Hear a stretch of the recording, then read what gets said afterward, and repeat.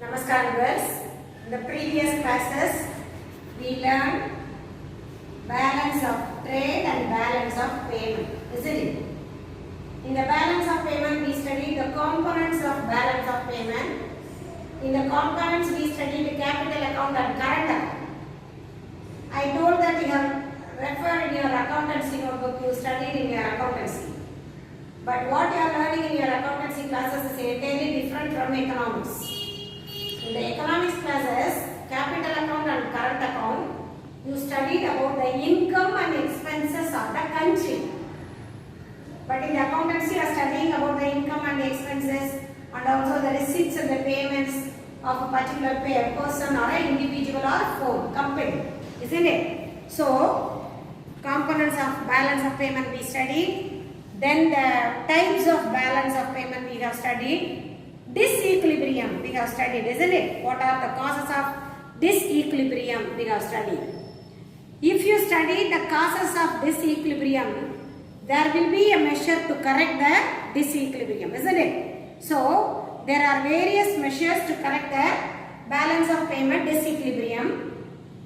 The major two types are automatic correction and deliberate measures. These are the two main streams for the correcting of balance of payment disequilibrium. What do you mean by automatic correction? In the automatic correction, the word automatic itself tells you that the economic activities, they themselves correct.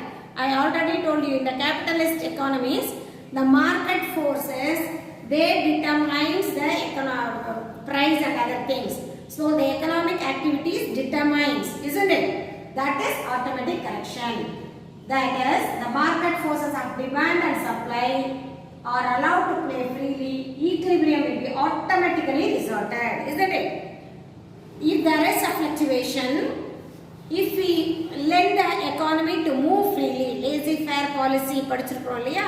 So if we let the economy to free move, automatically it will adjust. The demand and supply will adjust itself, and then the disequilibrium will be balanced and it reaches the equilibrium point. Not only the demand and supply, free exchange market system and then automatic adjustment of balance of payment will be take place through the variables like price, interest, income and capital flows. So what are the main things? Price, interest,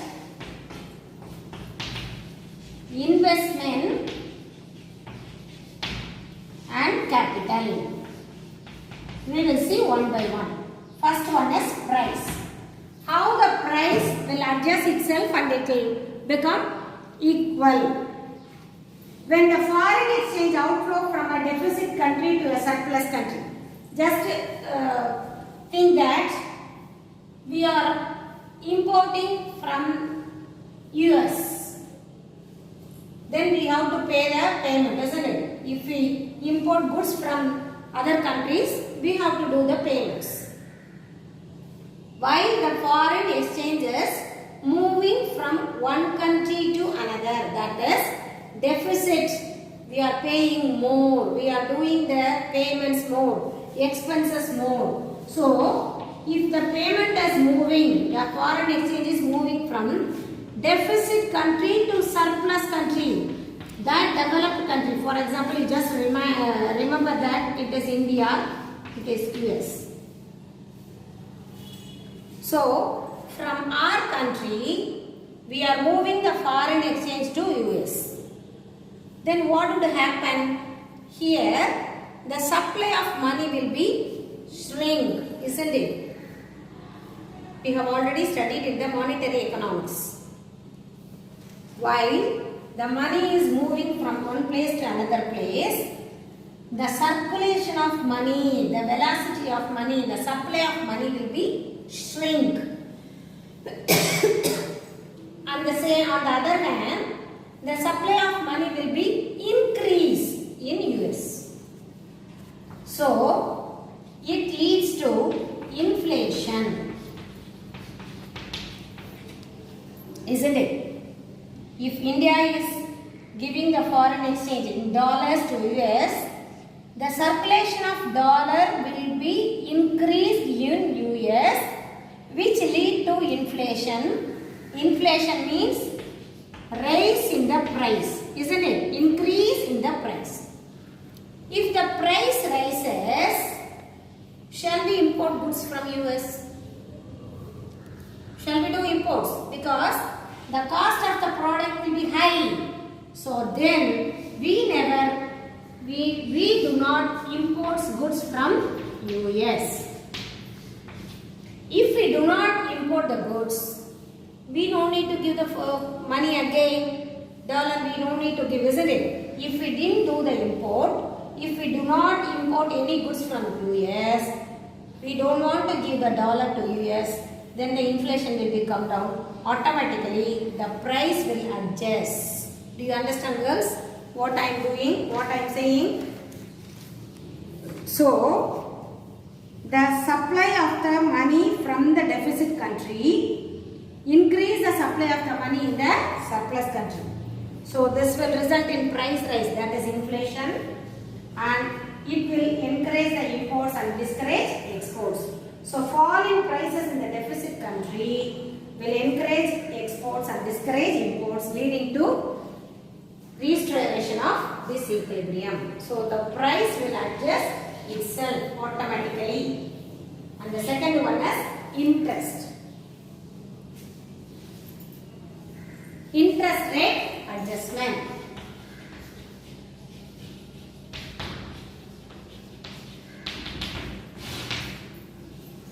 While we studied about the interest in the monetary economics, that also we studied the contraction and the expansion. What do you mean by contraction? Only I told. The shrinking of money supply.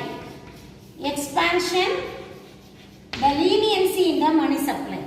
So, the contraction or expansion of money supply resulting from the balance of payment, deficit or surplus, leads to a rise or fall in the interest rate. How it happens? Just think that contraction means the supply of money is less.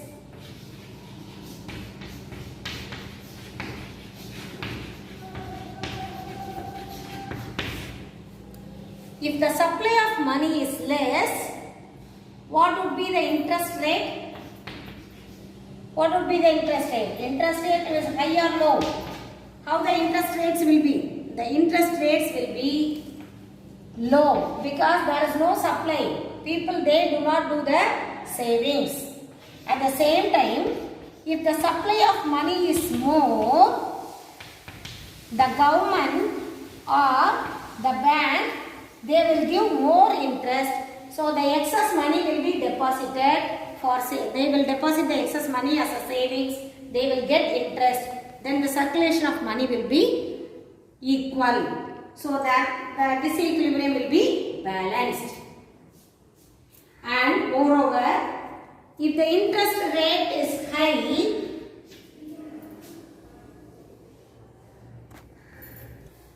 so the increase in the interest rate invited the investors, those who invest in the abroad, isn't it? The people, those who are invested in the abroad, they will withdraw their funds from the abroad. They will invest in our the home country.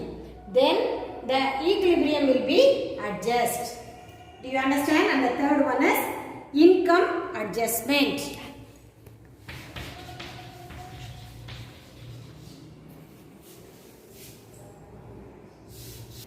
The third one is income adjustment. If the income rises,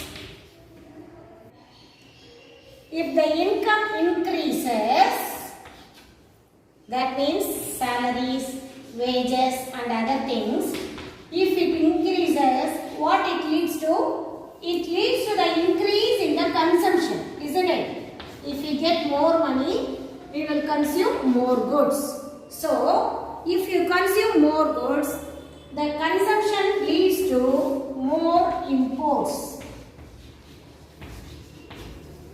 isn't it? So, which will increase the imports So the equilibrium will be resorted. And the fourth one, capital. As we studied in the interest, same thing. Changes in the interest rate consequent to the BOP, disequilibrium in the capital flows. If the interest increases, the capital also increase, isn't it? So the people are ready to invest in the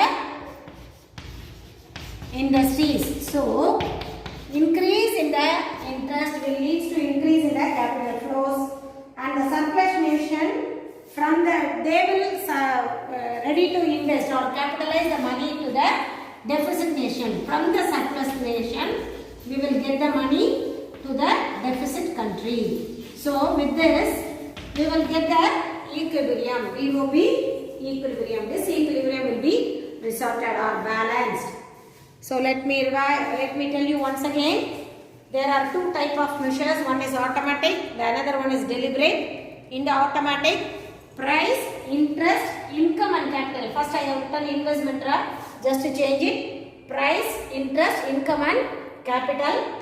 Then from the deficit nation to the surplus nation, if the exchange, money exchange, if the money is more, then it will increase the supply of money, which leads to the price rise. Then the imports will be less. Automatically the disequilibrium will be resorted. Second one, interest rate, the contraction and the expansion, isn't it? So if the interest rate is high, the investors, those who are invested in the abroad, will withdraw their investment and they will do the invest in the home country. Thus the equilibrium will be adjusted.